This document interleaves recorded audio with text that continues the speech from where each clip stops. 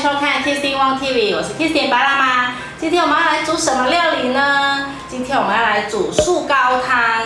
素高汤呢，就是用一些有甜味的蔬菜来熬煮。那要准备什么蔬菜呢？素高汤要准备的材料有半条的白萝卜，1根的西洋芹，带叶子也没关系，2条的玉米，半颗的高丽菜，还有1块的老姜，还有300公克的绿豆芽或黄豆芽都可以。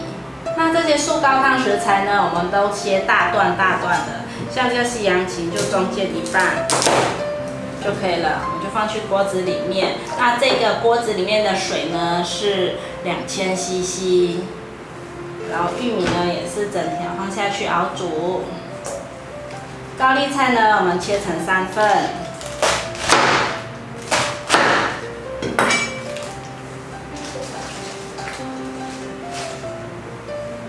还有白萝卜，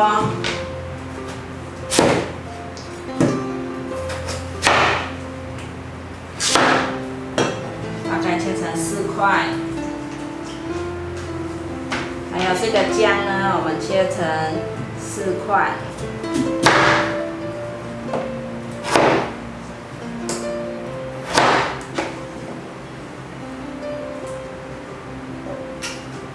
接下来呢，我们就放这个豆芽菜。这些食材呢，看起来好像是满出来了，可是没关系哦，它等一下煮一煮啊，它就会变软，然后它呢，食材就会沉下去，高汤就会熬煮出来了。我们现在就盖上盖子，让它煮到滚为止。那滚了之后呢，我们就转小火，让它炖煮个1小时。等一下见喽！1小时已经到喽，我们来打开。哇，可以看到这个蔬菜呀，都已经软烂了，熬煮出它的味道了。那我们把这些蔬菜取出来，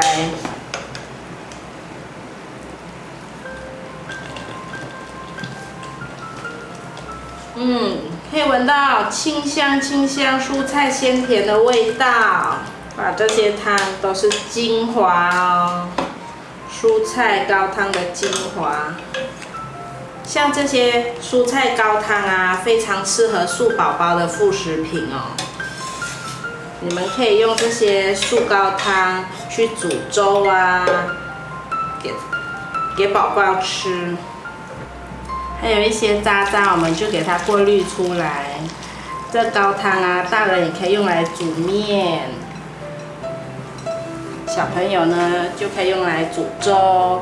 做副食品呢，最好的汤头了。我们的蔬菜高汤就完成了，可以看到呢，它的颜色呢是有点咖啡色啊，还有黄色这样子，很精华的一个汤底哦。那这一锅呢，其实如果你要切碎碎呢，可以加一些面粉啊，去做成面糊、煎饼也可以，不会浪费掉。那我们的蔬菜高汤就先分享到这里了，我们下一集见哦！